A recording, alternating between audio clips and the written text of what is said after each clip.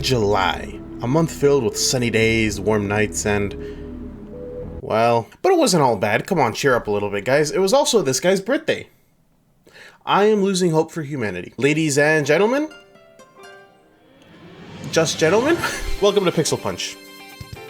Good to have you. Fortnite Save the World is one of the games of all time. Yes, the game that eventually caused the entire rest of the gaming community to be financially milk dry. But it didn't start that way. Trying to blame Save the World for the sins of Battle Royale is like blaming my older brother for lighting that orphanage on fire.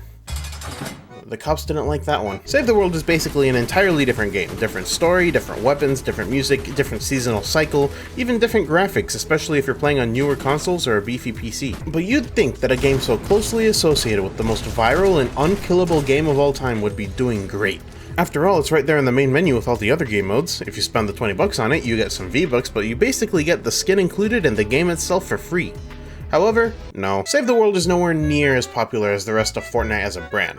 And I'd argue that's by design. See, Epic Games seems to hate this game mode with a passion, and the one or two developers still working on Save the World can barely crank out a new map every once in a while. Since this game is... mostly dead, I can freely talk about it without being scared that this video would be outdated in a matter of days. Unlike some other games. How dare you. Enter the year 2011, and move on over to the Spike Video Game Awards. Skyrim took home Game of the Year, Minecraft got Best Independent Video Game, and the guys behind Gears of War announced some random irrelevant co-op survival game that's conveniently called Fortnite. That's right, ladies and gents, the same game plaguing the 12-year-olds of today was originally announced before they were even born. According to the ex-creative lead at Epic, this announcement was literally 3 weeks after they even came up with the idea.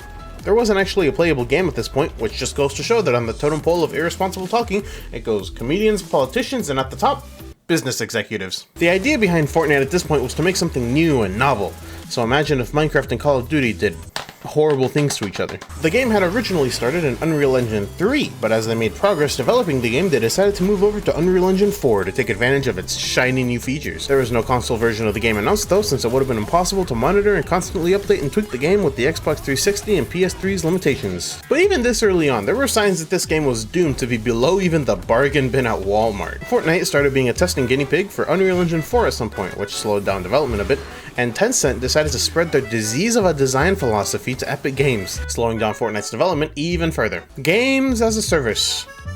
If God could add an amendment to the 10 Commandments, I'm sure this would be... at least in his top 5. In fact, a handful of high-level executives were squeezed out of Epic Games when Tencent decided to get their grubby little hands into the mix, and this included one of the guys who announced Fortnite back in 2011, Cliff Bleszinski. Yeah, no big deal, he was only the director of design. A one Mr. Rod Fergusson, who left the company after Tencent's investment in 2012, later told Game Informer in an interview that he was trying to cancel Fortnite before he left. I too would rather be dead and buried than dead and have my corpse floated around for all to see. In November 2013, a whole 2 years after being announced, the vice president of publishing at Epic Games admitted that the game was just announced too early. It's like telling the world that your wife is pregnant when you haven't even held hands. The good part is that the Fortnite prototype was mostly functional by 2014, though Epic still anticipated another 3 years to fully complete. The excuses for this were somewhat fair, like polishing and balancing the game, but adding development time in the name of microtransactions and live service garbage is...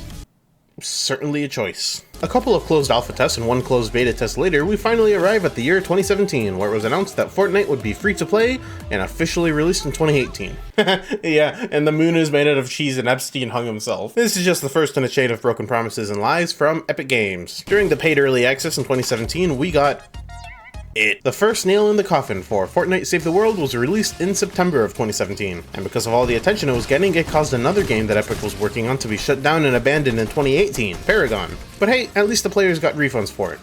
Sounds like a murderer delivering the life insurance payout to his victim's family. Players at the time actually called this out and were worried that the same fate would come to Fortnite Save the World. I don't know where these players hide their crystal balls, but they were basically right on the money. They just forgot to account for necromancy. Hate it when that happens. Throughout the first couple seasons of Battle Royale's life, players knew that the bigger mode was the one getting the majority of the development love, but one could argue that it felt more like a 60-40 split between Battle Royale and Save the World.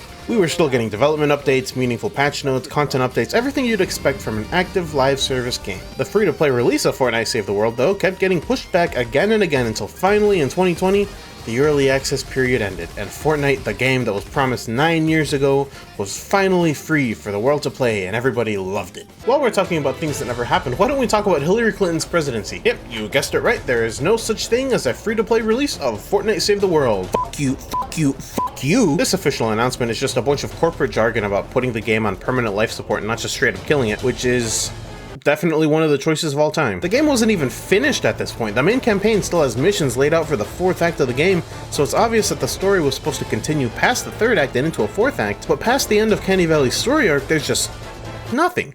Like my bank account. Play game, win game, leave game. Play game, win game, leave game. No character dialogue, no cutscenes, no special missions. After you leave the valley, there's no more story to be had.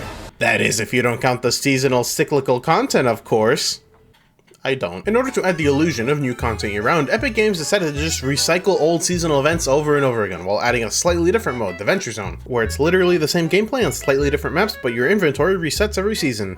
Please don't spoil them, Epic Games, they're starving! Although a hashtag was trending for some days after this change, hashtag save the world, it was pretty obvious that Epic didn't give a damn about what you had to say. The player count still averages lower and lower with each passing month, and it's pretty obvious that it's only a matter of time until the plug is finally pulled.